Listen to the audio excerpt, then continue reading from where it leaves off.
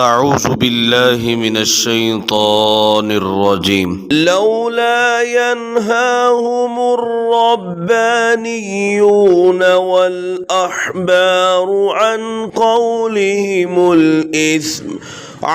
قولهم الإثم وأكلهم السحت لبئس ما كانوا يصنعون. وقالت اليهود يد الله مغلولة غلت أيديهم ولعنوا بما قالوا بل يداه مبسوطتان ينفق كيف يشاء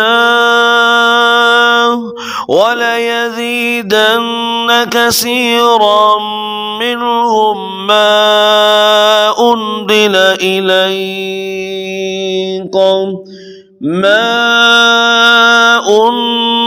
إليك من ربك طغيانا وكفرا وألقينا بينهم العداوة والبغضاء إلى يوم القيامة كلما أوقدوا نارا للحرب أطفأها الله ويسعون في الأرض فسادا والله لا يحب المفسدين. ولو أن أهل الكتاب آمنوا واتقوا لكفرنا عنهم سيئاتهم ولأدخلناهم جنات النعيم.